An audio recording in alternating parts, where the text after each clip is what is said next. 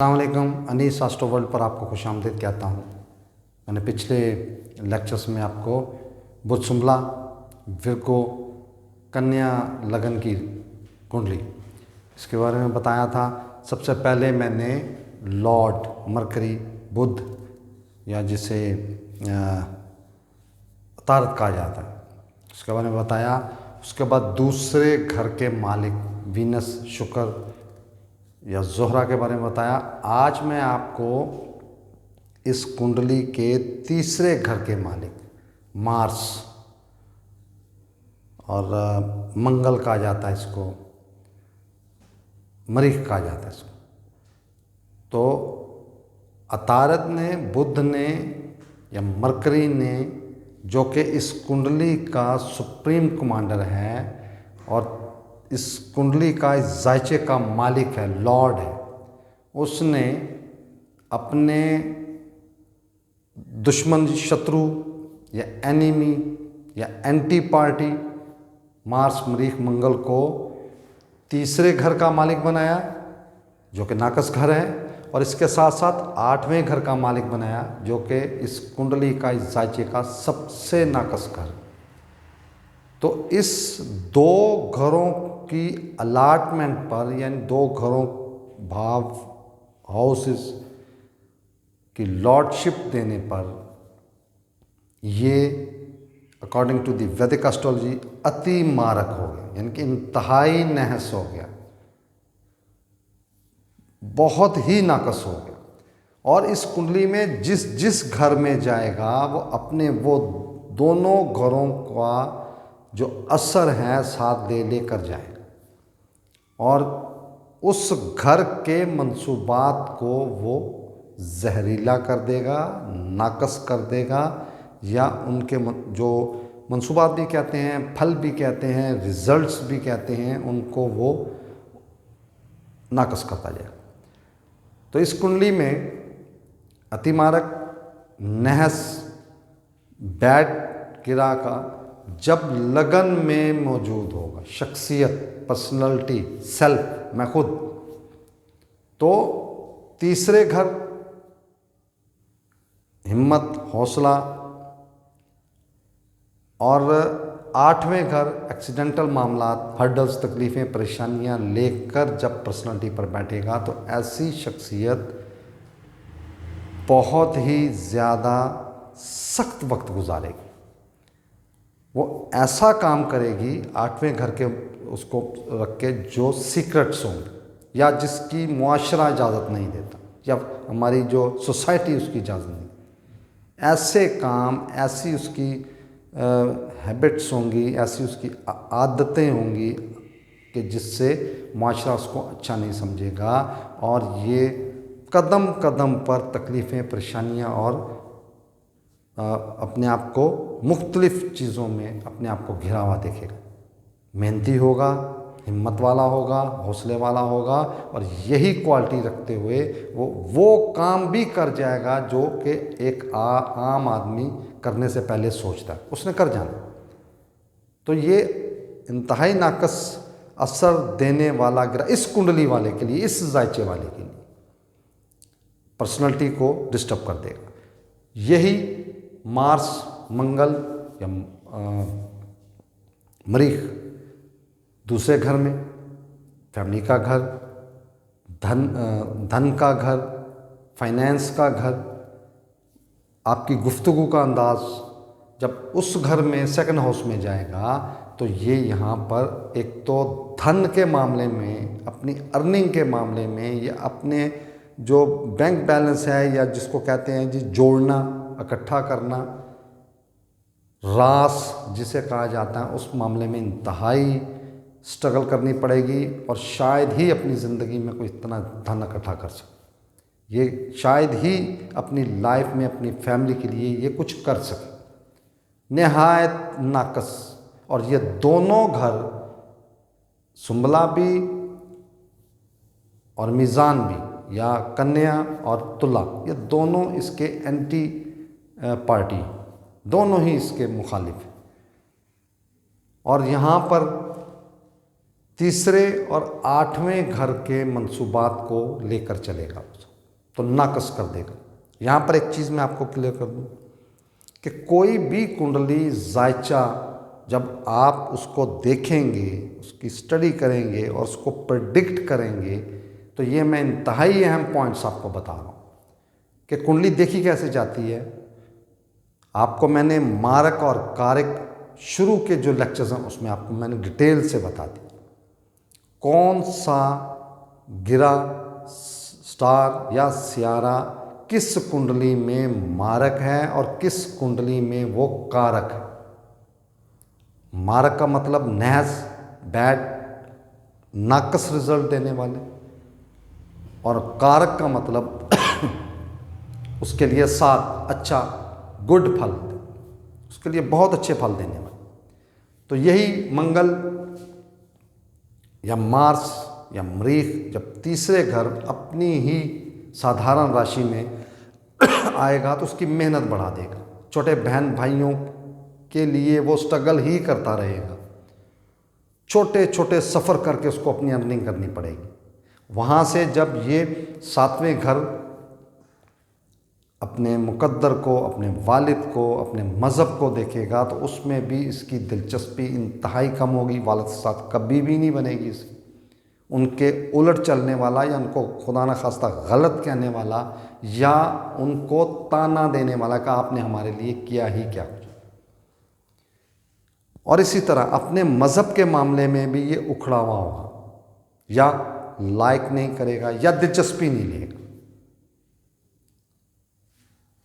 इसी तरह जब ये कुंडली के चौथे घर में हो, बहुत अहम घर है, सुख का घर है, वालदा का घर है, ज़ाती सवारी, ज़ाती रिहाइश, नेटिव लैंड, अपनी फैमिली, अपना सोसाइटी, अपना मुआशरा जिसमें वो रह रहा है, उसका घर है।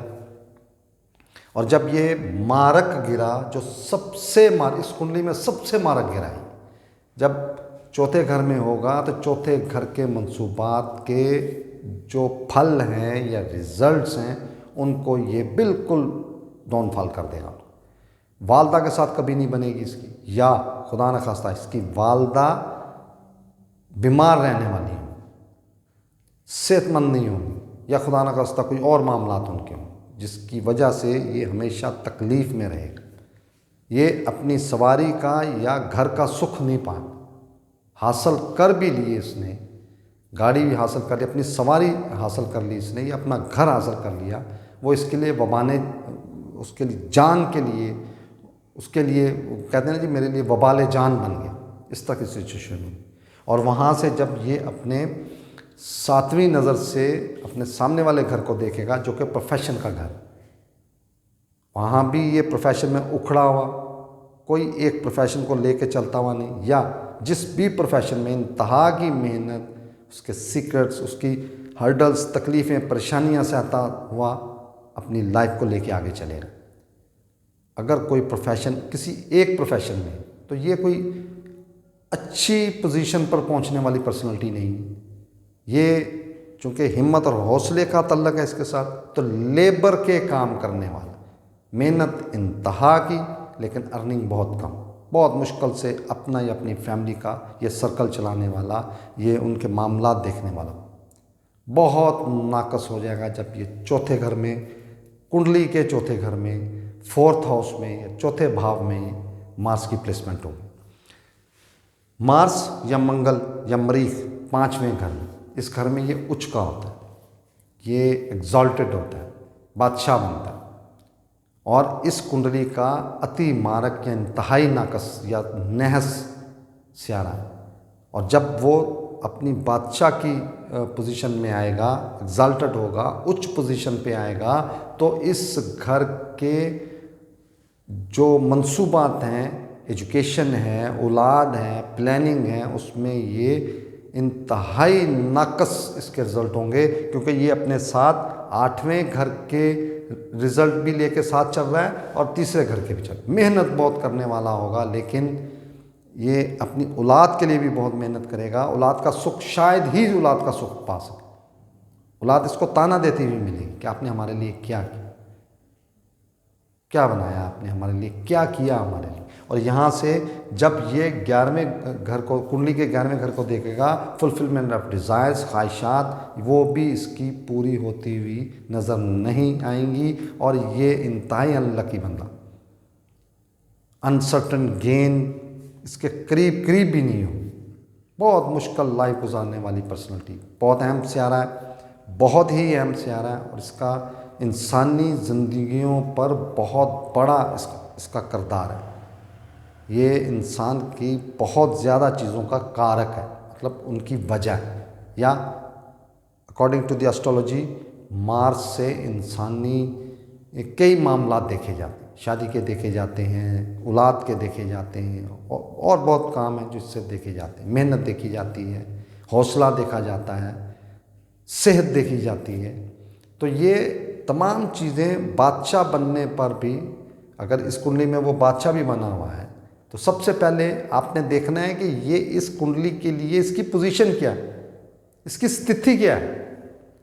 उस कोई भी चार्ट हो, कोई भी कुंडली हो, सबसे पहले आपने देखना है कि इस कुंडली में वो जो स्टार है जिसकी आप रिजल्ट लेना चाहते हैं, उसकी इसमें पोजीशन क्या है, इसकी हैसियत क्या है, कि वो मारक है या कारक है। और फिर उसके बाद आपने घर देखने हैं कि घरों के बारे में मैं आपको बताया शुरू के लेक्चर्स में, पहला, दूसरा, तीसरा, चौथे घर के मंसूबात क्या होते हैं, उनके क्या फल होते हैं, उनके क्या रिजल्ट्स होते हैं, और कौन सा स्टार जब उसमें बैठेगा, वो अब मैं आपको बता रहा हूँ उसके क्या रिजल्ट्स हैं। वो चीज़ें सब आपने मर्ज करके, इकट्ठी करके तो प्रेडिक्शंस करनी है, रिजल्ट देने। छठे घर में ये इंतहाई नाकस घर है। अकॉर्डिंग टू दी वैदिक एस्ट्रोलॉजी एक स्पेशल थ्योरी है, विपरीत। और जब मार्स छठे घर में आएगा या 8वें घर में आएगा या 12वें घर में आएगा, तो वो थ्योरी इस पर लागू हो जाएगी, विपरीत। और ये इंतहाई नाकस नह सियारा यहाँ पे अचानक से अच्छा हो जाएगा, विपरीत राजयोग बन जाएगा। मैंने पहले भी आपको बताया था, राजयोग का मतलब होता है रिचेस्ट एंड फेमस।